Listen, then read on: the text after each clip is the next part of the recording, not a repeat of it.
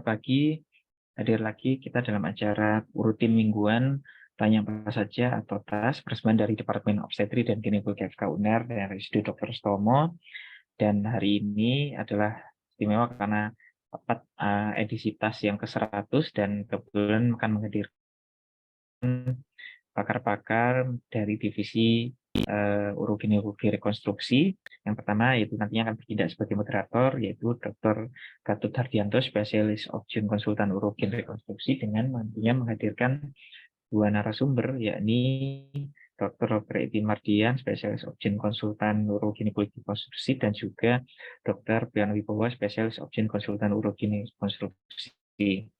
Dan seperti biasa nanti bila mana ingin bertanya atau berdiskusi langsung dengan kedua narasumber dan juga moderator kita, maka silakan memanfaatkan fitur kolom Q&A atau kolom chat, atau juga bisa kan lebih baik lagi bila mana berkenan untuk berdiskusi secara langsung dengan kedua narasumber dan juga moderator kita, yaitu melalui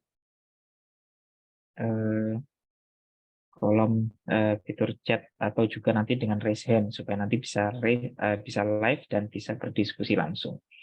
Mohon maaf karena kebetulan hari ini Ketua Departemen Obgyn yaitu Dr. Pramana sedang berkegiatan, maka untuk lebih singkat waktu karena waktunya juga hanya selama 1 jam diskusi, maka kami silakan pada Dr. Gatot. Nanti mungkin akan seperti biasa ada paparan singkat dari kedua narasumber, baik dari Dr. Eti maupun dari Dr. Priyono Wibowo. Menurut saya Dr. Eti mungkin layarnya sedang terbalik, ya, miring. Nanti bisa dibenarkan. Terima kasih. Kami persilakan kepada moderator Dr. Gatot Hardianto untuk akan bicara. Mungkin nanti akan dilanjutkan hostnya oleh Dr. Firda.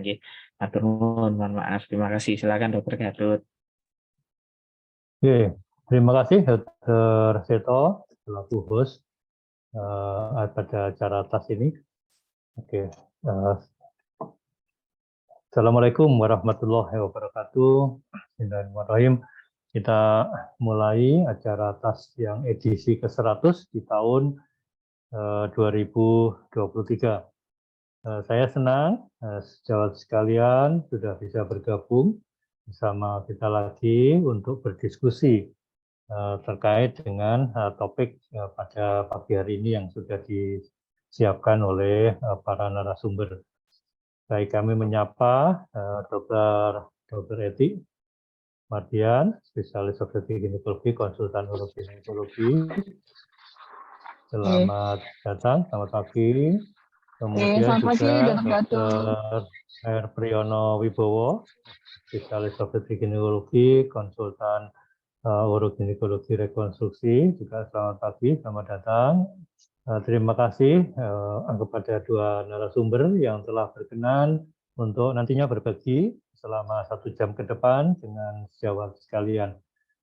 Kita akan berdiskusi bersama-sama. Topik pada pagi hari ini adalah obstetri anal sphincter injury atau sering dikenal dengan istilah singkatan OASIS begitu ya. Hanya saja kebetulan singkatannya ini sama dengan acara yang Obgyn POGI Surabaya yang barusan diselenggarakan pada beberapa periode yang lalu. Jadi, tetapi ini sebenarnya di urogin juga mengenal dengan istilah OASIS sebagai obstetri anal sphincter injury. Kita ketahui bersama kondisi para sejawat Obgyn ini berhubungan dengan kasus-kasus proses persalinan pervaginam tentunya ya, dan dengan itu mempunyai salah satu risiko yang kita hadapi adalah adanya cedera pada sphincter ani, gampangnya begitulah. Nah, risiko cedera pada sphincter ani inilah yang nantinya bisa berdampak seperti apa dan mengapa dan bagaimananya, itu nanti akan kita diskusikan bersama. Nah, sejawat sekalian, apabila mempunyai kasus yang layak untuk dibagi bersama-sama, tidak ada salahnya nanti kita diskusikan bersama-sama. Di forum ini bukan mempermasalahkan salah atau benar, tetapi kita lebih mempersoalkan apa hikmah atau pelajaran yang dapat kita ambil apabila kita menghadapi situasi yang terkait dengan OASIS ini, gitu ya. Baik. Nah, mungkin nanti juga para narasumber mungkin sedikit bisa memberikan ilustrasi sebelum memulai jawab sekalian dengan tanya jawab, gitu ya. Baik, mungkin sebagai pendahuluan itu, ya, terima kasih pada saudara sekalian yang telah bergabung. Mudah-mudahan ke depan ini bisa membawa manfaat buat kita semua, ya. Baik, kemudian kita langsung mungkin kepada narasumber, kita mulai mungkin dari Dr. Eti dulu, yang mungkin mau berkenan memulai dengan memberikan ilustrasi ya, apa dan bagaimana mungkin yang terkait dengan OASIS ini atau obstetrical anal sphincter injury. Ya, kami persilakan Dr. Eti.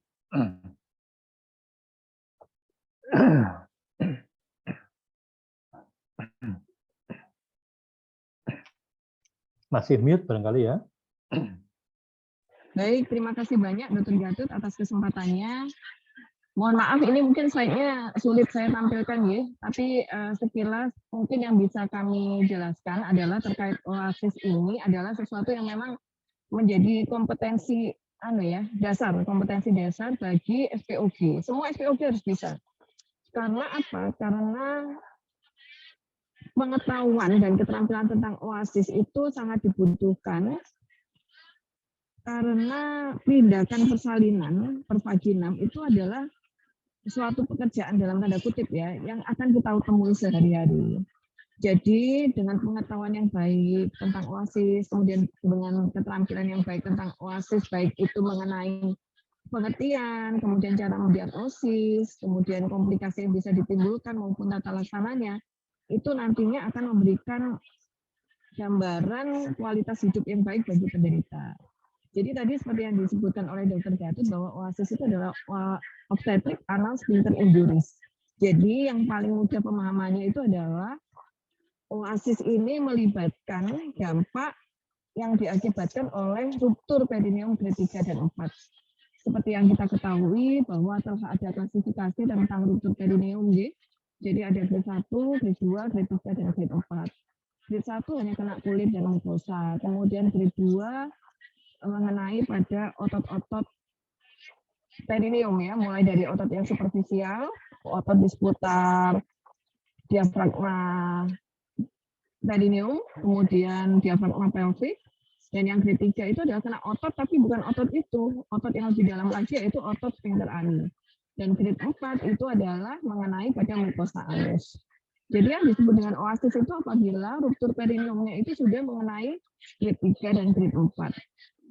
Kenapa demikian? Kenapa ini menjadi perhatian penting? Kok tidak disamakan dengan grade 1 dan grade 2? Karena ruptur perineum grade 3 dan grade 4 yang kena pada sphincter ani, yang kena pada mukosa anus, bila tidak dilakukan tata laksana yang baik, maka akan menyebabkan gangguan. Gangguan pada apa? Gangguan yang berhubungan dengan sphincter ani dan mukosa anus. Jadi yang bisa terjadi antara lain adalah seputar inkontinensia ya, inkontinensia yang melibatkan sphincter ani dan anus, misalnya inkontinensia alfi, inkontinensia fatal, yang itu kalau tidak dilakukan pencegahan, tidak dilakukan tata laksana yang baik, tentu saja akan mengganggu kualitas hidup seorang perempuan. Jadi nantinya prinsip kita itu adalah bagaimana kita mengenali ini ruptur perineum grade 3 4 dan melakukan tata laksana yang baik. Mungkin penjelasan lebih lengkap bisa disampaikan Dr. Priyono yang barangkali mempunyai slide-slide yang bagus ya Dr. Gatot ya. Matur nuwun Dr. Gatot, kurang lebih itu yang bisa kami sampaikan. Baik, terima kasih Dr. Eti yang sudah memberikan paparan awal terkait dengan topik yang pada pagi hari ini kita diskusikan bersama, yaitu OASIS. Baik, mungkin selanjutnya kami memberi kesempatan kepada narasumber berikutnya, yaitu Dr. Priyono, untuk memberikan mungkin semacam ilustrasi ya, highlight begitu sebagai pendahuluan bagaimana terkait dengan OASIS ini, apa-apa saja yang perlu mendapat perhatian dan bahkan mungkin apa-apa saja yang kedepannya perlu mendapat antisipasi barangkali begitu ya, kalau tidak dikatakan sebagai terapi terkait dengan misalnya pasca tindakan OASIS itu sendiri. Monggo, kami persilakan Dr. Priyono. Terima kasih Dr. Gatot, Dr. Eti. Senang sekali mendapat kesempatan untuk bicara di sini. Apakah suara saya terdengar jelas ya? Terdengar, Dokter. Silakan. Seperti yang dikatakan oleh Dr. Eti, memang untuk Oasis ini kita harus menguasai anatomi. Anatomi, kemudian apa keluhan pasien, sedapat mungkin keluhannya dikurangi, dan kemudian fungsinya dinormalkan lagi. Yang terakhir adalah baru estetika. Ya. Jadi untuk anatomi, mungkin saya ada beberapa slide bisa dimasukkan ya, Dr. Gatot. Kami persilakan kalau mau share screen. Jadi Oasis itu sudah lain sebenarnya adalah ruptur perineum, adalah robekan perineum yang disebabkan oleh persalinan normal, episiotomi, dan persalinan dengan alat atau trauma lainnya. Jadi mungkin stradal injury masuk di sini juga, atau nanti mungkin ada penjelasan lebih lanjut.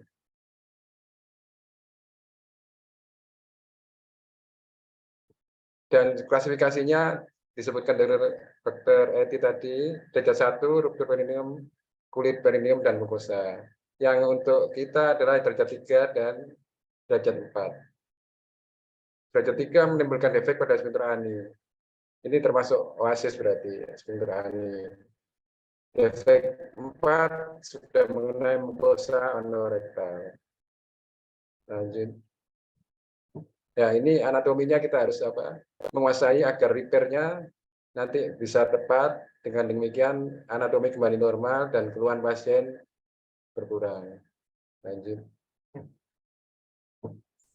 Diagnosa jangan lupa tetap dengan pill rolling test untuk mengetahui sejauh mana kerusakan otot-otot dan sphincter ani eksterna interna dari perineum.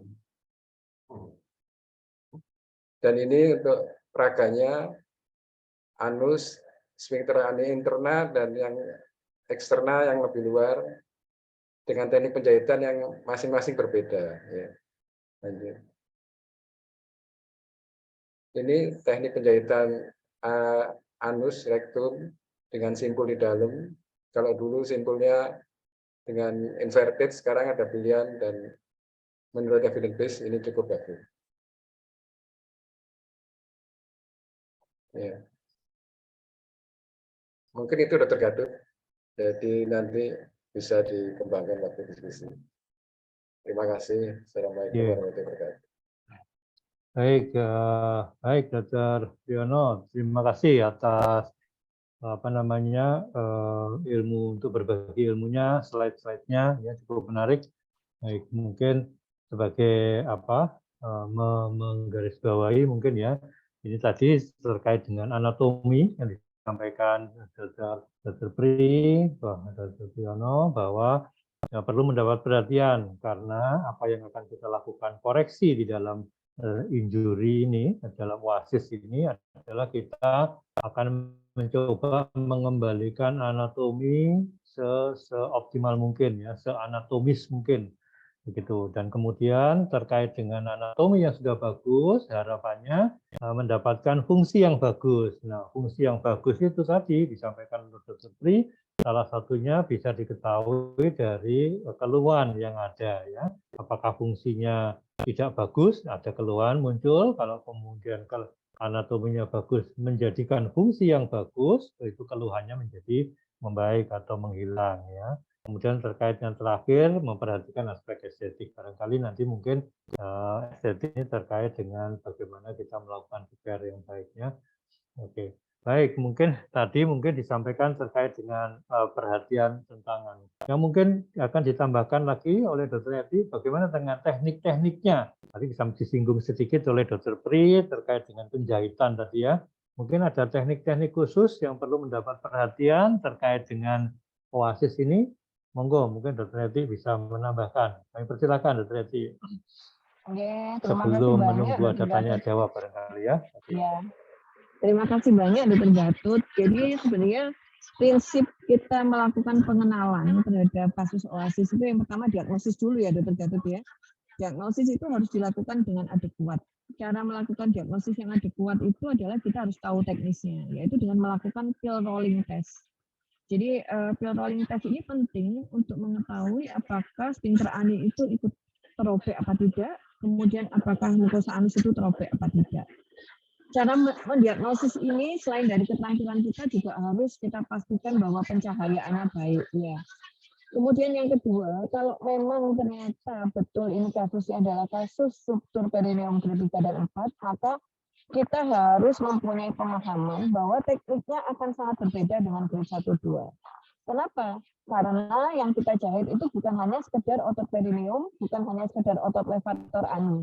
Tapi yang kita jahit itu adalah nantinya adalah sphincter ani eksterna, sphincter ani interna, maupun mukosa anus. Maka pemilihan benangnya akan berbeda. Maka teknik penjahitan, jenis jahit penjahitannya akan berbeda. Jadi kalau pada ruptur perineum grade 1, 2 ya prinsipnya, penelitian yang dilakukan oleh Cochrane dalam systematic review itu menyebutkan bahwa pemilihan benang itu cukup dengan menggunakan benang yang sifatnya cepat diserap. Ya, kita tahu ada beberapa merek ya, ada yang rapid, ada yang quick begitu. Kenapa demikian? Karena penelitian yang dilakukan oleh Cochrane itu memang sudah membuktikan bahwa dengan benang yang diserap, meskipun benangnya itu mudah diserap, tapi ternyata proses wound healing pada jahitan otot perineum maupun pada kulit dan mukosa itu ternyata hasilnya baik. Jadi kalau menggunakan benang yang rapid atau quick ini dalam waktu 2 minggu, jahitan itu akan sudah diserap. Benang akan diserap dan proses penyembuhan wound healing itu sudah terjadi. Ini berbeda dengan ketika luka yang kita dapatkan itu melibatkan sphincter ani eksterna, interna maupun dengan anus ya. Kalau kita nekat menggunakan benang yang cepat diserap ini, apa yang terjadi? Maka ketika benangnya sudah diserap, maka proses wound healing, gandengnya kanan dan kiri antara ujung-ujung luka itu belum terjadi. Jadi benang sudah diserap, proses wound healingnya belum terjadi, akibatnya adalah maka jahitan luka yang tadinya kita jahit dengan harapan bisa sembuh, itu ternyata pada akhirnya tidak mengalami proses penyembuhan. Akibatnya mungkin akan terjadi luka robekan ruptur total lama. Atau mungkin terjadi yang namanya fistula rectovagina ya. Itu perkara benang dulu. Kemudian teknik penjahitan juga berbeda. Jadi pada teknik penjahitan pada sphincter ani eksterna itu maka kita harus tahu ada teknik bagaimana supaya penjahitan satu-satu yang kita lakukan itu tidak menimbulkan komplikasi lebih lanjut. Karena kalau teknik kita tidak baik, maka oasis ini tidak hanya memberikan komplikasi jangka panjang berupa inkontinensia, tapi dalam jangka pendek pun yang beberapa kali kami dapatkan, pada pasien ini bisa mengalami yang namanya abses ya. Abses atas kejadian ruptur total baru. Kemudian terpaksa kita harus melakukan penjahitan ulang pada waktu kurun tertentu sambil disembuhkan infeksinya dulu. Jadi perhatian tadi pada benangnya, pada teknik penjahitannya, baik pada sphincter maupun pada sphincter ani eksterna maupun interna. Karena dua ini pun juga berbeda. Kalau pada sphincter ani eksterna kita menjahitnya cukup satu-satu. Tapi pada sphincter ani interna jahitannya harus yang pakai matras. Benangnya digunakan yang tidak cepat diserap ya, golongan polybraktin ya, yang tidak cepat diserap. Kemudian nanti kalau sudah menjahit sphincter, menjahit anus, mukosa anus dulu ya, menjahit mukosa anus, menjahit sphincter, maka selanjutnya penjahitan pada otot perineum dan penjahitan pada mukosa maupun kulit itu kita bisa melanjutkan sesuai dengan ruptur perineum grade 1, 2. Bisa boleh menggunakan yang cepat diserap benangnya. Satu lagi prinsipnya adalah selain terkait dengan bahan material, kemudian teknik adalah yang berikutnya, jangan lupa bagaimana kita harus mengkondisikan pasien itu tidak gelisah ya ketika kita lakukan penjahitan. Karena pada ruptur perineum grade 3, 4 ini, proses penjahitan kita tidak akan sama prosesnya, kecepatannya dengan ruptur grade 1, 2. Mungkin kalau rupturnya grade 1, 2, 10 menit selesai. Bahkan mungkin nggak sampai 10 menit selesai. Tapi pada ruptur grade 1, 2 itu butuh waktu lama. Mungkin sampai 30 menit, 1 jam. Apalagi kalau lukanya sampai ngerowong kemana-mana ya. Karena itu pasien harus dalam kondisi yang tenang, baik. Sehingga kita lebih baik menggunakan pembiusan yang adekuat. lebih baik dikerjakan di kamar operasi, ditemani dokter anestesi, dibius dengan baik, sehingga kita pun mengerjakannya tidak kesusu, tidak balapan dengan pasien yang teriak-teriak kesakitan. Itu salah satu prinsipnya, Dokter Gatot. Matur nuwun. Baik, oke. Terima kasih, Dr. Eti, atas semua informasinya. Baik, ini kemungkinan saya beralih ke para peserta ya. Ini kebetulan ada yang tampil dengan raise hand, dengan angkat tangan, barangkali begitu. Mungkin saya persilakan lebih dulu sebelum kita masuk ke tanya jawab yang Q&A ya, Q&A. Baik, mungkin saya lihat ini Dr. Muhammad Anas ya. Apakah mungkin Dr. Muhammad Anas berkenan langsung online begitu? Kami persilakan Dr. Muhammad Anas. Mohon dibantu host untuk Dr. Anas memberi kesempatan.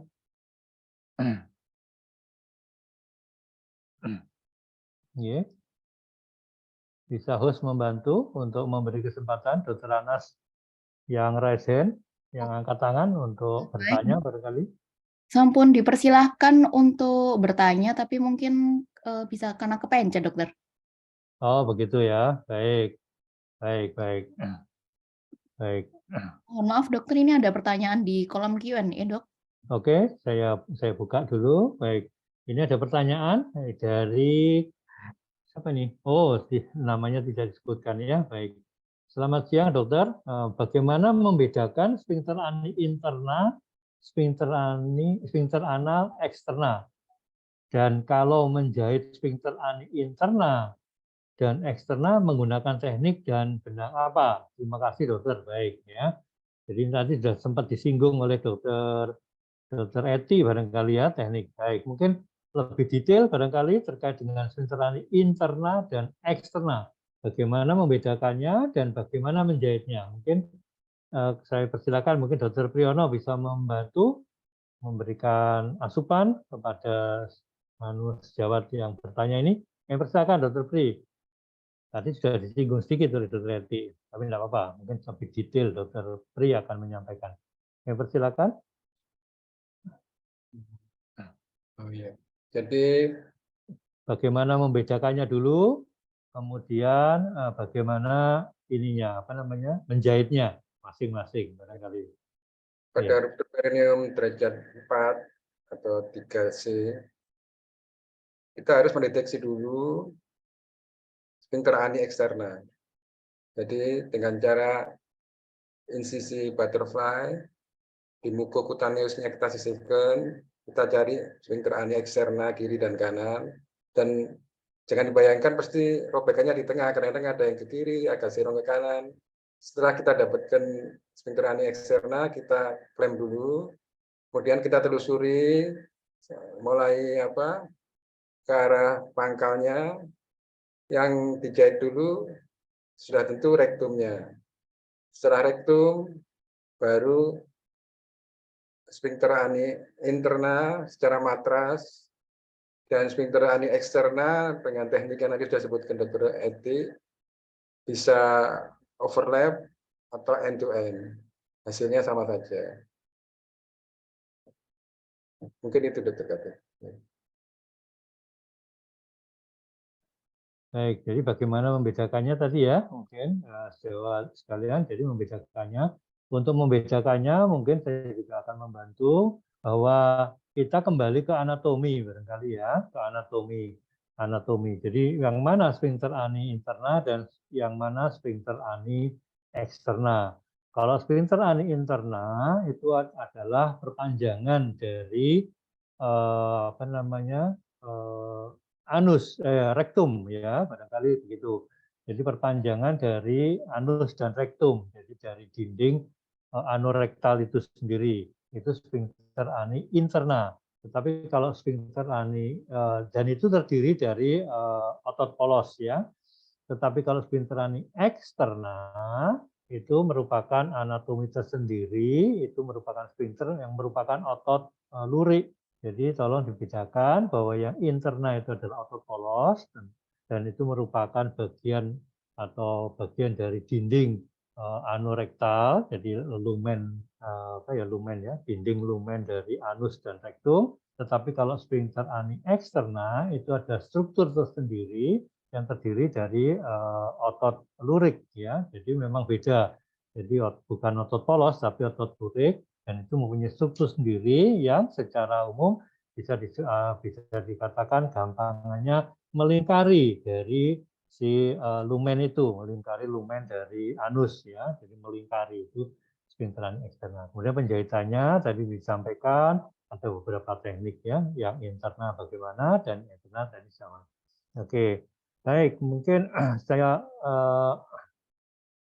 lanjutkan dulu dengan pertanyaan berikutnya. Ini adalah selamat siang dari Thomas Malonda.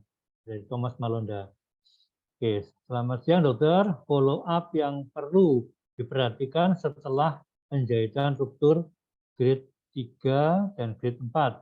Nasihat apa yang perlu kita berikan ke pasien setelah penjahitan ruptur grade 3 dan 4? Oke, terima kasih. Baik. Baik, ini jadi nasihat apa? Follow up apa yang perlu mendapat perhatian dan nasihat apa yang perlu disampaikan kepada pasiennya ya terkait dengan ruptur grade 3 4 ini. Baik, mungkin kami beri kesempatan mungkin dari Dr. Eti untuk merespon dari pertanyaan Mas Jawat ini. Baik, terima kasih Dr. Gatut. Jadi untuk tata laksana pada ruptur perineum grade 3 4 ya, selain prosedur teknik penjahitan tadi, maka selanjutnya setelah kita yakin kita telah melakukan dengan baik, follow up tata laksana pasca tindakan itu sangat penting. Jadi tata laksana pasca operasi ya. Jangan lupa keberhasilan tindakan kita itu tidak hanya ditentukan oleh teknik operasi kita, tapi juga pada tata laksana pasca penjahitan. Prinsip utama yang penting adalah satu, pasien harus tetap menjaga vulva hygiene. Jangan takut untuk cebok, karena seringkali pasien itu takut. Kemudian yang kedua, alur defekasi itu harus lancar. Kalau alur defekasi tidak lancar, akhirnya feses jadi keras, itu akan merusak jahitan yang sudah kita kerjakan. Kemudian pasien harus diberikan pencahar ya. Kemudian yang ketiga adalah kita harus memberikan penjelasan pada pasien bahwa proses penyembuhan pada kasus seperti ini mungkin akan membutuhkan waktu ya sekitar 1 bulan ya. Jadi selama 1 bulan, 2 bulan itu sebaiknya jangan hubungan. Untuk yang lain-lain, insya Allah tidak ada masalah. Begitu Dr. Baik, mungkin Dr. Priyono berkenan memberikan tambahan dari apa yang mungkin belum sempat disampaikan oleh Dr. Eti. Saya persilakan. Jadi sesuai yang dikatakan Dr. Eti, semuanya sudah. Hanya saja pasien jangan terlalu takut untuk mulai memfungsikan otot sphincter ani eksterna. Jadi tadi katakan Dr. Gatut kalau bukan otot polos, jadi begitu selesai di repair jangan terlalu khawatir, langsung melatih sphincter ani eksterna bisa diikuti, dan laksan jangan lupa, dan antibiotik. Terus juga yang perlu diperhatikan sebelum repair, sebaiknya kita cek dulu albumin pasien. Kadang-kadang itu memperlambat penyembuhan seandainya albuminnya rendah. Mungkin itu Dokter Gatut. Terima kasih. Baik, terima kasih. Ya baik. Jadi apa yang disampaikan oleh Dr. Eti dan apa yang sudah disampaikan oleh Dr. Tri, mungkin ini ya saya akan memberikan semacam kemudahan bahwa ada perhatian-perhatian di jangka pendek dan perhatian-perhatian di jangka panjang, barangkali begitu ya. Kalau jangka pendek itu fase akut ya pasca repair, istilahnya pasca koreksi. Dan itu yang perlu perhatian adalah jangan lupa pelunak feses ya. Jadi tetap boleh, jangan takut untuk BAB begitu, efikasi, tetapi kita akan bantu dengan pelunak feses, itu penting. Dan bagaimana selain obat-obatan yang bisa kita berikan sebagai pelunak feses, kita tentu memberikan nasihat agar fesesnya tidak keras ya. Bagaimana salah satunya yaitu minum yang cukup ya, minum yang cukup dan justru dietnya tinggi serat. Jadi seratnya malah yang banyak. Karena dengan serat yang banyak itu menyebabkan fesesnya menjadi format dari fesesnya bentuknya bagus, dan dengan minum yang cukup menyebabkan absorpsi di daerah kolon tidak berlebihan sehingga tidak menyebabkan fesesnya menjadi kerasnya. Tetapi pasien tetap disarankan untuk tidak menahan berak ya. Jadi justru boleh berak. Tetapi akan kita bantu dengan nasihat tadi, minum yang cukup dan cairan yang cukup dan tinggi serat, dan kita bantu dengan biasanya pelunak feses ya. Dan itu boleh, pelunak feses boleh diberikan lebih lama dari minimal kita mengikuti pada proses penyembuhan luka awal ya. Ini kan nasihat jangka pendek ya, jadi pada saat awal. Minimal luka penyembuhannya adalah sekitar 2 minggu. Jadi minimal kita akan berikan pelunak feses selama 2 minggu. Kalau misalnya mau lebih boleh ya, tetapi jangan kurang dari itu karena khawatir fesesnya proses penyembuhan lukanya belum cukup optimal dan mereka mengalami feses yang keras gitu ya. Baik. Kemudian untuk jangka panjang mungkin Dokter Eti bisa membantu menambahkan apa nasihat-nasihat jangka panjang, misalnya apakah setelah ruptur grade 3-4 ini yang koreksi, apakah mereka masih boleh, biasanya pertanyaannya, masih boleh nggak melahirkan lewat bawah, nah ya, melahirkan per vaginum lagi, karena saking khawatirnya begitu ya. Monggo kami persilakan Dokter Edi. Jadi persalinan ini ada kriterianya ya, Dokter Gatot. Apakah ini nanti bisa dilakukan persalinan normal atau pasien ini harus SD ya? Sebenarnya Bapak Oasis Internasional itu bapaknya Pak Sultan ya, gitu menyebutnya Bapak Sultan ya. Beliau itu sudah membuat mapping yang sangat baik untuk menentukan apakah pada pasien ini bisa dilakukan persalinan normal atau harus SD. Pada prinsipnya itu tergantung dari keluhan dan tergantung hasil evaluasi USG dari sphincter ani yang telah dilakukan penjahitan tadi. Kalau pada pasien ini sphincternya sudah terjahit baik dan tidak ada keluhan, monggo boleh pervaginam. Tapi kalau pada pasien ini ternyata misalnya sphincternya belum terjahit dengan baik dan ternyata ada keluhan, itu juga boleh pervaginam karena sekalian nanti bisa kita perbaiki. Sebaliknya, kalau ternyata sphincternya itu ternyata dievaluasi USG itu belum terjadi dengan baik, jadi masih ada defek, tapi pasien ini tidak ada keluhan, maka jangan sekali-sekali dicoba untuk persalinan pervaginam. Kenapa? Karena khawatirnya pasien yang ada defek ini yang tadinya tidak ada keluhan, tapi begitu kita lakukan percobaan persalinan pervaginam, nanti malah ada keluhan. Padahal kan dandani seperti ini itu tidak mudah. Jadi dandani kasus D34 yang lama itu tidak mudah. Kenapa? Karena sphincter ani itu kalau akan kita lakukan tautan pada kasus yang lama itu harus kita temukan dulu. Beda dengan ruptur yang baru. Harus kita buka dulu sikatrik-sikatriknya sampai kita ketemu dengan bundling dari sphincter ani di ujung masing-masing begitu.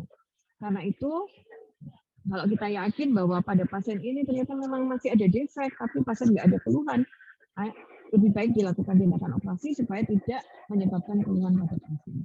Karena prinsip utama pada uroginekologi rekonstruksi itu, meskipun pasien itu ada defek, tapi kalau nggak ada keluhan nggak perlu tindakan. Jadi pada pasien ini sebenarnya nggak perlu diapa-apakan. Jadi jangan sampai malah kemudian harus kita apa-apakan karena pilihan persalinan kita yang salah. Dan kemarin kami memang mendapatkan juga ya, Dokter Gatot, salah satu pasien ini dari Bali ya. Beliau sudah konsul dengan dokter uroginekologi di Bali dan pada pasien ini ruptur total lama. Status pertama itu di Bali, kemudian ternyata jahitannya tidak tergandeng dengan baik sehingga terjadi ruptur total lama. Jadi batas perineal badinya itu hanya selembar kertas, berarti kan sphincternya tidak tertaut dengan sempurna ya kanan kirinya. Pasien rencana waktu itu begitu proses persalinan sebenarnya ketika datang ke saya mau saya lakukan evaluasi dan penjahitan. Tapi pasien ternyata setelah dalam perjalanan menunggu 3 bulan itu tidak ada keluhan. Akhirnya pasien memutuskan tidak perlu tindakan dan sekarang hamil lagi pasiennya. Hamil lagi oleh dokter urogin yang ada di Bali disarankan untuk operasi karena apa? Karena ruptur total lamanya itu ada, tapi pasien nggak ada keluhan. Kemudian dia karena pengen lahir operasi, akhirnya dia pulang kampung ya, pulang kampung di Banyuwangi, pikirnya dia langsung dioperasi, ternyata oleh dokter di Banyuwangi itu disarankan untuk coba lahir normal, begitu. Mungkin dokter di Banyuwangi itu melihat karena ini sudah kadung ruptur, sekalian tak benerin gitu. Akhirnya pasiennya kan bingung. Dokter urologi di Denpasar bilang ini sebaiknya operasi, tapi di Banyuwangi mengatakan lahir normal saja, nanti sekalian dibenerin. Jadi akhirnya pasiennya kembali ke saya dan minta pendapat saya. Jadi prinsipnya seperti kita sampaikan tadi adalah kalau pada pasien ini tidak ada keluhan, ada defek tapi tidak ada keluhan, jangan buat pasien ini jadi ada keluhan. Biarin aja defeknya, wong pasien tidak ada keluhan, tidak usah diotak-atik. Jadi sebaiknya pasien ini dilahirkan secara perabdominal. Begitu Dokter Gatot. Akhirnya pasien saya beri motivasi, sudah kembali dokter di Banyuwangi, sampaikan, saya buat eret-eret, sampaikan ke dokternya bahwa dari uroginekologi disarankan untuk persalinan perabdominal. Begitu Dokter Gatot. Jadi kami senang kalau ada yang komunikasi seperti ini, supaya kita sama-sama belajar ya. Baik, oke. Terima kasih Dokter Eti. Oke, kebetulan ada pertanyaan berikutnya yang bisa kita coba respon dari tidak tahu tidak menyebutkan. Selamat pagi dokter, mau tanya kapan waktu optimal dilakukan repair ruptur grade 3 atau 4 bila kasusnya tidak juga sering sudah beberapa hari atau bahkan minggu. Oke, mungkin maksudnya kalau sudah kadung kelewat beberapa hari dan sudah kelewat beberapa minggu, barangkali begitu ya. Jadi kapan waktu yang optimal untuk dilakukan repair pada kasus ruptur grade 3 atau 4 apabila sudah kebablasan kadung, sudah kadung beberapa hari yang lalu terjadinya atau sudah beberapa minggu yang lalu, begitu ya. Apakah langsung di repair atau bagaimana? Oke, baik. Mungkin untuk merespon pertanyaan ini, mungkin saya persilakan, monggo, mungkin di Dr. Pri bisa membantu merespon. Kami persilakan. Jadi sebaiknya repair-nya itu dalam 24 jam setelah partus. Tapi seandainya melebihi itu, kita harus terangkan ke pasiennya bahwa apabila tetap minta di-repair, masih stadium inflamasi, kemungkinan rekonstruksinya kurang berhasil. Jadi sebaiknya 3 bulan pasca melahirkan, dan kita amati apa masih terjadi infeksi apa enggak. Kadang dalam 3 bulan itu ternyata bisa ada perbaikan secara otomatis. Ya itu tadi harus status pasiennya harus yang baik, isinya harus baik, dan nanti 3 bulan kita evaluasi ulang apakah bisa di-repair apa enggak. Ya, itu tadi. Baik ya. Jadi tadi disampaikan ya oleh Dr. Pri ya. Jadi kita evaluasi kondisi kasusnya saat ini, saat datang itu. Mungkin Dr. Eti ingin menambahkan terkait dengan waktu yang optimal untuk menjahit kalau sudah kadung datang, sudah kadung terjadi beberapa hari yang lalu atau beberapa minggu yang lalu, misalnya begitu. Sebenarnya patokan kita itu selama ini memang ditunggu 3 bulan ya, karena menunggu proses inflamasi itu. Tapi terakhir ya, ketika saya mengikuti pelatihan Sultan pada 2022, Dr. Gatot, di acaranya Ayuga waktu di Austin kemarin ya, itu kami tanyakan, karena pasien itu kan kadang itu nggak selantan ya, nunggu 3 bulan. Akhirnya malah dia cari-cari pindah-pindah dokter, dan akhirnya malah ketemu dokter yang maaf dalam kurung mungkin malah jahitnya malah nggak bagus. Akhirnya apa? Akhirnya malah gagal duel gitu. Jadi mungkin kalau kita memang mempunyai kompetensi yang baik, dari Sultan mengatakan bahwa if you find there is no inflammation and there is no infection, you can do that gitu. Jadi kita tidak perlu menunggu 3 bulan. Anda bisa melakukan, tapi asalkan Anda potensi begitu Dr. Gatot. Ya, jadi ya, memang kalau ragu mungkin ya dikonsultan saja ya dok. Baik. Jadi memang ada dua versi, tetapi kita akan melihat benang merahnya barangkali begitu ya.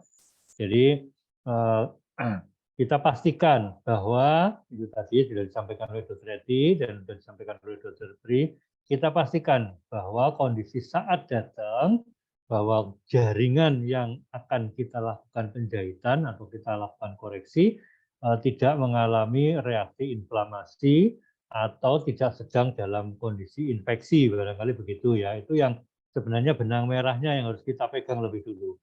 Tapi tidak lupa juga selain infeksi dan inflamasi, kita juga tadi disampaikan oleh Dr. Pri bahwa kita juga harus memperhatikan kondisi fisik secara umum pasien itu. Salah satu diantaranya adalah untuk kondisi kita adalah hipoalbumin ya. Kondisi albuminnya bagaimana? Kalau orangnya memang mohon maaf misalnya ragu-ragu infeksi atau inflamasinya mungkin tidak tampak nyata, tetapi misalnya dia orangnya ini kesannya kakeksi, kemudian kurang gizi dan sebagainya, akan lebih baik juga kalau sejawat sekalian juga memperhatikan aspek itu. Karena kenapa? Karena kalau ruptur lama, dalam tanda kutip, ruptur lama sifatnya itu sebenarnya tidak emergensi. Kenapa tidak emergensi? Karena memang ya ini apa namanya tidak emergensi karena tidak ada fase akutnya sudah dilewati, maksudnya tidak lagi perdarahan, misalnya begitu ya. Hanya mungkin dia tidak nyaman karena ada gangguan buang air besar ya, inkontinensia albi dan sebagainya. Artinya begini, kita dalam melakukan repair memperhatikan semua aspek karena apa yang kita lakukan ini sifatnya tidak emergensi. Nah, prinsipnya begitu ya. Sehingga waktu yang optimal itu apa? Waktu yang optimal sebenarnya menjadi relatif. Misalnya ya, menjadi relatif. Tidak merupakan patokan yang harga mati, begitu tidak.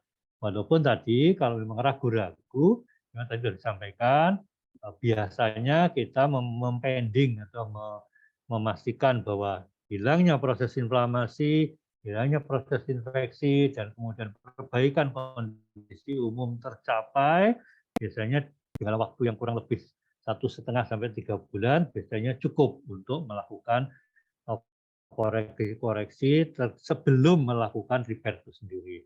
Tetapi tadi sudah disampaikan oleh Dr. Edi bahwa in prinsip kalau semua kondisi memungkinkan dengan benang merah tadi ya, ada kondisi KU yang baik, kemudian tidak ada tanda radang, tidak ada tanda inflamasi ataupun tidak ada tanda-tanda infeksi, dan satu lagi mempunyai kompetensi yang cukup memadai dalam melakukan koreksi, dipersilahkan. Sebenarnya begitu ya. Jadi artinya waktu yang optimal itu menjadi relatif, bukan suatu harga mati. Yang penting tahu kita alasan kapan tepatnya waktu itu tadi. Mungkin begitu ya yang bisa saya tambahkan. Baik, mungkin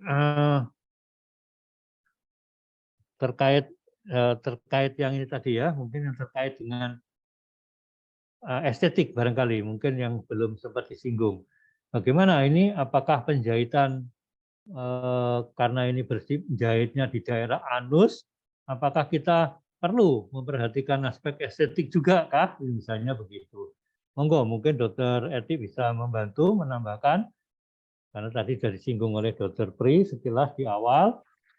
Apakah asal jahit saja karena mentang-mentang ini anus adalah paling dekat anus, enggak repot dan sebagainya. Apakah memang begitu atau kita juga tetap memperhatikan aspek dalam tanda kutip estetik dari kondisi yang ada?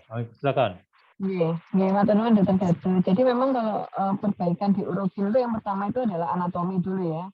Kita memperbaiki anatominya, yang kedua kalau anatominya baik, fungsinya juga akan baik. Tapi tentu saja estetik itu juga harus diperhatikan meskipun itu tidak selalu menjadi yang pertama estetik dulu gitu. Jadi bukan berarti tidak diperhatikan, tapi urutannya. Jadi jangan sampai karena kita mempertimbangkan estetik sampai lupa anatominya tidak diperhatikan. Maksudnya ya betul. Sampai kita gandengnya kita apik nih kanan kiri nih, tapi kita lupa bahwa sphincter aninya itu tidak teraproksimasi dengan baik kanan kirinya.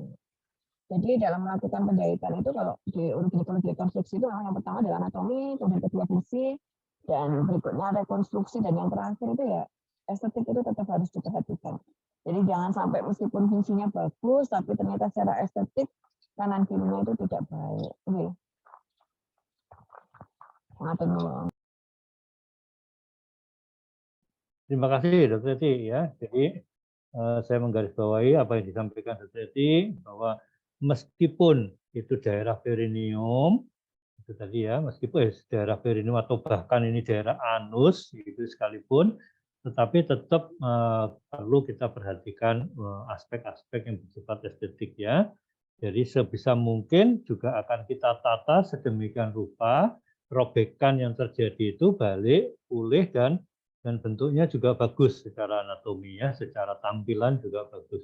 Tadi sudah disinggung sedikit oleh Dr. Pri bahwa kita dalam memperhatikan robekan itu tidak selalu berpikir bahwa robekannya itu pasti di tengah, begitu ya.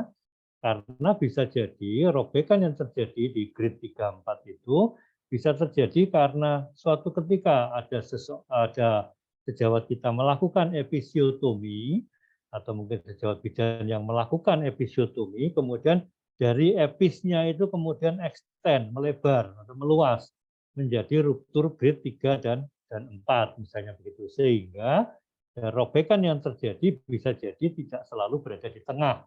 Dan dengan kondisi yang seperti itu, kita juga akan mengembalikan penjahitannya dengan kondisi yang seperti itu ya. Jadi tidak ditengahkan begitu, karena kalau ditengahkan menjadi kondisinya tidak simetri kanan dan kirinya, karena terjadinya memang terjadi robekannya tidak persis di tengah barangkali gitu. Kemudian ada pertanyaan berikutnya ini dari tidak menyebutkan dari mana, ini menanyakan apa yang perlu diperhatikan pasca kontrol apabila sudah kontrol 1 bulan pasca penjahitan. Oke, jadi kalau misalnya kontrolnya sudah lama dilakukan penjahitan, sudah 1 bulan lebih, apa yang masih perlu mendapatkan perhatian? Ya, barangkali itu ya mungkin yang ditanyakan, jadi istilahnya follow up jangka menengah. Kalau misalnya jangka pendek tidak, ya jangka menengah sebelum jangka panjang. Barangkali apa yang perlu mendapat perhatian? Oke, mungkin Dr. Pri saya beri kesempatan untuk merespon pertanyaan ini. Silakan. Kalau sudah 1 bulan, kemudian masih kontrol, apa yang berikutnya kemudian mendapat perhatian? Terima kasih Dr. Gatit.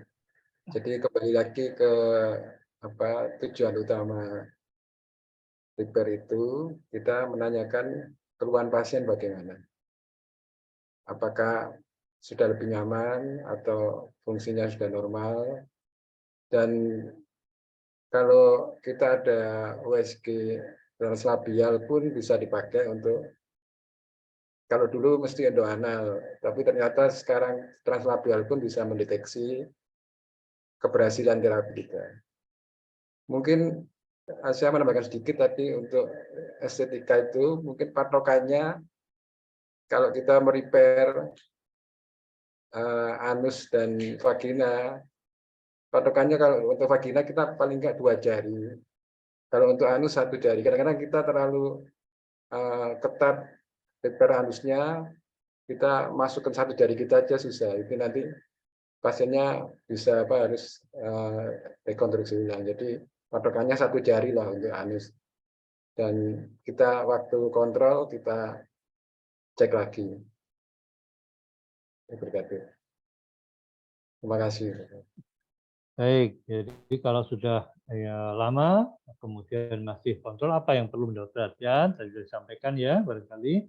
Oke, yang pertama ya tentu setelah anatominya baik, kita lihat tentu fungsinya, kita follow up fungsi ya, fungsinya bagaimana. Tetapi kalau misalnya kita masih penasaran dengan anatominya, bisa dilanjutkan dengan pemeriksaan dengan alat bantu sonografi ya, dengan USG.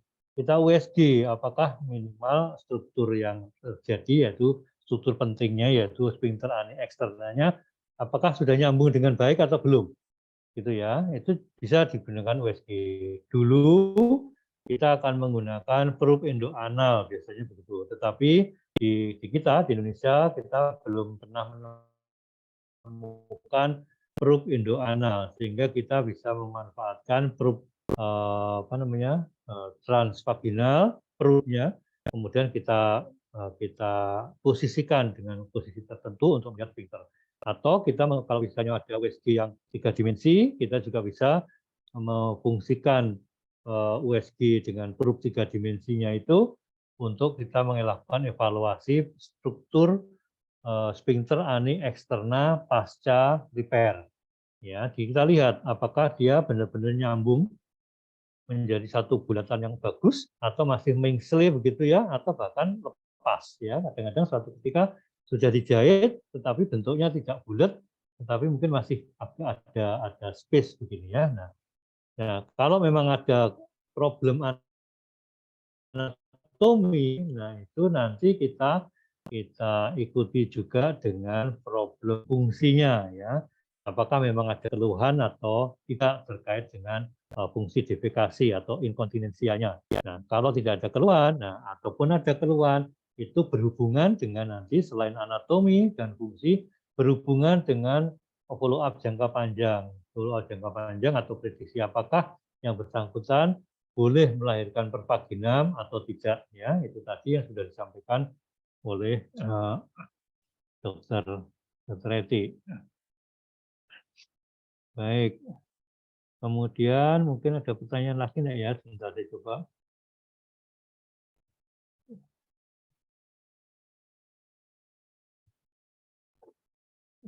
Ya, ada pertanyaan berikutnya. Oke, izin bertanya tentang penggunaan benang untuk penjahitan sphincter ani. Oke, saya tidak menyebutkan ya, apakah ini sphincter ani eksterna atau interna. Mungkin maksud eksterna barangkali ya. Oke, pakai PGA nomor berapa atau sama untuk mukosa rektum. Nah, apakah ini sama enggak mukosa rektum dengan sphincter ani? Memakai PGA nomor berapa? Baik, mungkin Dokter Eti, Dokter Eti lagi tidak di anu ya. Baik, mungkin Dokter Pri bisa membantu merespon. Jadi Ya, nomor berapa yang untuk apa namanya sphincter ani eksterna, mungkin sphincter ani atau sphincter ani eksterna barangkali, dan bagaimana kalau untuk mukosa rekti, ya, mukosa rektum, rekti, ukuran benangnya. sphincter ani eksterna, kita pakai PGA nomor 03. Untuk mukosa untuk sphincter ani ukurannya lebih besar, pakai PGA 02. Kalau untuk mukosa rekti yang lebih kecil ukurannya dari 03, pakai PGA sama bisa juga. Dulu saya pikir untuk sphincter ani harus lebih kuat, kita pilih yang lebih besar. Ternyata dari evidence base 30 sudah cukup untuk 20 sudah cukup untuk sphincter ani. Baik. Ya, terima kasih Dokter Pri atas responnya ya, sejauh sekalian. Jadi kalau untuk mukosa rektum ukurannya sedikit lebih kecil. Kita menggunakan 30 ya. PGA 30 dari evidennya dikatakan sudah cukup memadai meskipun dia sudah ukurannya kecil. Ya, kecil 30 itu cukup kecil ya, tapi sudah cukup. Nah, satu teknik yang disarankan tadi sudah disampaikan ada 2 jenis. Kalau periode dulu itu menggunakan jenis yang inverted, di mana simpulnya seperti biasa. Tetapi kalau yang metode baru, ini yang bisa langsung menembus mukosa, ini boleh langsung menembus mukosa. Kalau inverted tadi tidak menembus mukosa, tetapi kalau yang satunya boleh menembus mukosa dengan catatan simpulnya berada di dalam lumen rektum ya, itu menggunakan benang. Dan satu yang perlu mendapat perhatian, diharapkan cukup rapat penjahitan pada mukosa rektum, diharapkan adalah watertight ya, tidak bocor dengan air harapannya ya. Bagaimana caranya supaya tidak bocor dengan air? Ya tentu jarak dari jahitan ke jahitan tidak boleh terlalu jauh ya. Nah, tidak terlalu jauh itu seberapa? Nah, itu ya kalau disentiin harapannya kurang dari setengah senti. Kurang ya. Dan biasanya ideal itu 0,4 misalnya, tapi kan susah ngepaskan ya. Pokoknya dikira-kira kurang sedikit dari setengah senti ya, 5 mili. Jadi diharapkan jahitannya cukup rapat dengan dipilih salah satu teknik, apakah inverted yang tidak menembus mukosa atau yang boleh menembus mukosa. Kalaupun toh menembus mukosa, dengan catatan simpulnya harus diusahakan berada di dalam lumen. Nah, untuk apa kok harus di dalam lumen? Kalau yang menembus mukosa itu salah satunya untuk mencegah risiko infeksi yang terjadi. Karena apa? Karena simpul biasanya merupakan sarang dari kuman untuk terjadinya proses infeksi lebih lanjut. Ya. Kemudian kalau yang sphincter ani eksterna itu menggunakan benang dengan ukuran yang sedikit lebih besar, ya, yaitu 20, ya, dengan PGA 20, ukurannya sedikit lebih besar. Oke, dari evidensinya juga dikatakan cukup dengan ukuran, tidak perlu yang gede-gede banget, gitu ya. 20 sudah cukup memadai. Kemudian khusus untuk sphincter ani eksterna juga ada 2 teknik dalam melakukan penjahitan. Dikatakan ada teknik yang namanya end-to-end, jadi menyambung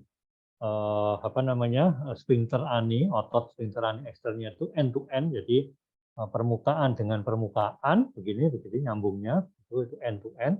Ada satu lagi yang teknik overlap, jadi menyambung si otot sphincter ani eksternnya itu dengan cara begini, ya, overlap, ditumpang tindihkan begini, ya, dijahitnya begini, atau boleh begini. Nah, pokoknya salah satu masuk ke yang lain, ya, teknik overlapping, ya, teknik overlapping.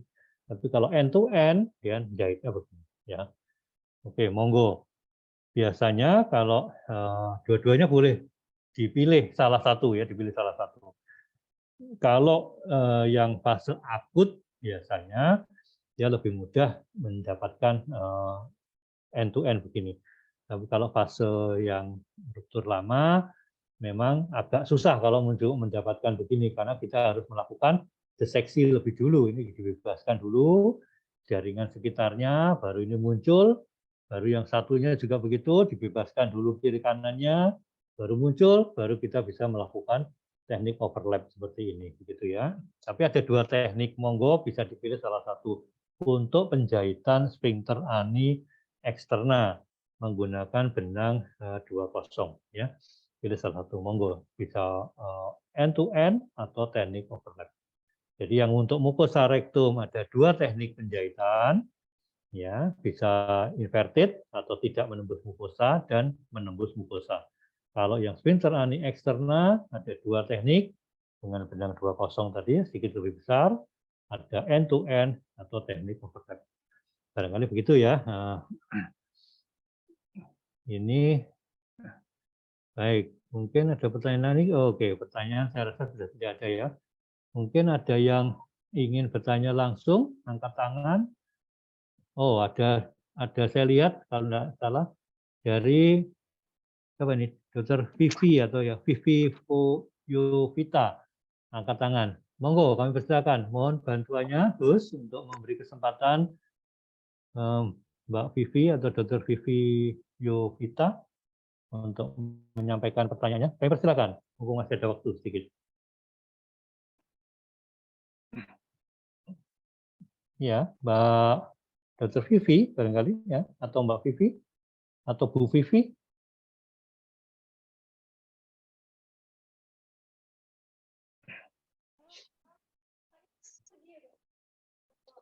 Silakan yang angkat tangan, kami persilakan.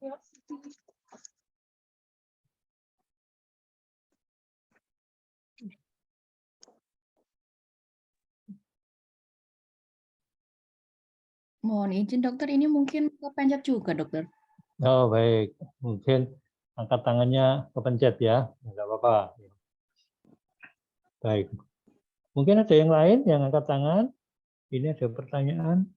Oh, ini dari Dr. Prita. Oh bukan, Dr. Prita tidak bertanya, mungkin merespon aja. Terima kasih atas pencerahan dari para narasumber. Baik, terima kasih Dr. Prita. Selamat sudah berkenan bergabung pada diskusi pada kesempatan pagi ini, ya. Kalau tidak salah loh, ya. Saya belakangnya saya lupa. Kusumaningsih Dr. Prita ini adalah alumni dari SPUB, alumni UNER, ya, alumni UNER. Saya lupa angkatan tahun berapa tadi. Ada lagi Dr. Sulfakar, angkat tangan barangkali. Monggo, kami persilakan Dr. Sulfakar. Kalau berkenan mau bertanya secara langsung, kami persilakan. Ya, terima kasih dokter. Ya, monggo. Mau tanya, saya pernah ada kasus sedikit itu dengan postpartum 1 minggu. Jadi ibunya itu lahir di saya spontan, rupturnya sedikit, jadi jahitannya tidak banyak. Hanya keluhannya setelah seminggu itu terjadi inkontinensia alfi. Saya sendiri bingung, kira-kira ini masalahnya gimana dokter ya? Baik, baik, baik. Jadi terjadinya justru 1 minggu setelah 1 minggu, melahirkan.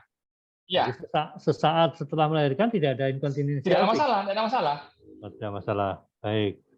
Mungkin Dr. Priyono berkenan merespon lebih dulu. Kami persilakan. Ya, Kira-kira kenapa inkontinensi alfinya ya? Baik. kemungkinan itu ruptur tapi tersembunyi, jadi belum muncul pada waktu setelah melahirkan. Dan beberapa saat setelah melahirkan baru manifest ruptur sphincter ani eksterna, kalau lihat dia inkontinensi alfi. Kadang-kadang inkontinensi flatal juga bisa. Tapi kalau ini mungkin ya tersembunyi, jadi belum tampak waktu pasca partus. Sebaiknya waktu setelah repair kita RT. Jadi ibunya suruh gerakan sphincter aninya, pasti bisa. Cuma mungkin lemah. Jadi kalau nggak bisa, kemungkinan memang ada ruptur yang tersembunyi. Oke, baik. Dr. Sulfakar telah direspon oleh Dr. B, tapi mungkin saya bisa menambahkan juga bahwa ada yang namanya occult damage ya, occult damage. Jadi damage yang tersembunyi. Nah, damage yang tersembunyi itu bisa jadi mungkin dia tidak robek dalam tanda kutip nyata robeknya, tetapi lebih ke damage ya, memet. Jadi hancur tapi bukan robek istilahnya ya, tapi untuk memastikan itu dipastikan dulu secara klinis apakah fungsi sphincter ani eksternalnya baik atau tidak.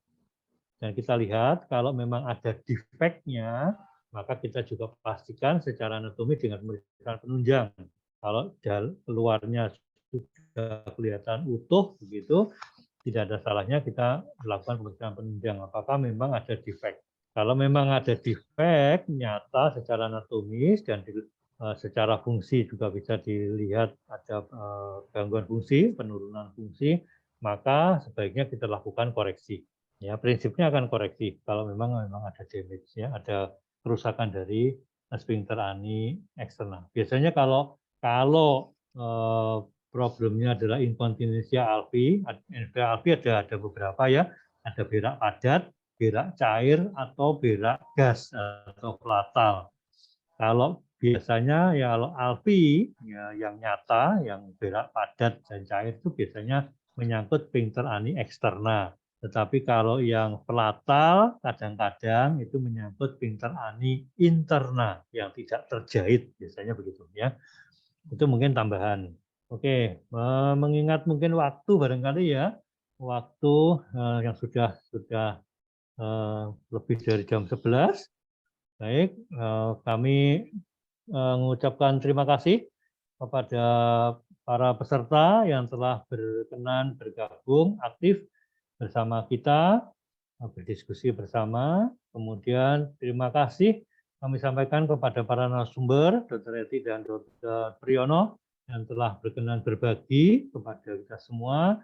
Dan saya juga terima kasih kepada seluruh panitia yang telah memberi kesempatan kita semua untuk berbagi dan bertemu dalam periode ini supaya kita saling memberikan manfaat yang optimal. Selebihnya saya sebagai moderator mohon maaf kalau masih ada salah dan kurang yang terjadi pada kesempatan ini. Mudah-mudahan berkenan memaafkan. Selebihnya saya kembalikan kepada host untuk selanjutnya. Oke. Terima kasih. Assalamualaikum warahmatullahi wabarakatuh. Terima kasih semuanya. Waalaikumsalam warahmatullahi wabarakatuh. Terima kasih banyak kepada Dr. Gatut selaku moderator, Dr. Eti dan Dr. Priyono sebagai narasumber pada hari ini. Kami terima kasih banyak saya ucapkan kepada para peserta dan juga saya mengingatkan untuk menyaksikan tas seri selanjutnya yang tidak kalah menarik dari divisi Opjinsos Rumah Sakit Dr. Sutomo Surabaya. Mohon izin saya tutup acara tas pada hari ini. Terima kasih atas segala waktu. Wassalamualaikum warahmatullahi wabarakatuh. Matur nuwun, Dokter. Ya, waalaikumsalam warahmatullahi wabarakatuh. Sama-sama. Salam sehat semuanya. Saya mohon izin live ya. Baik, Dok.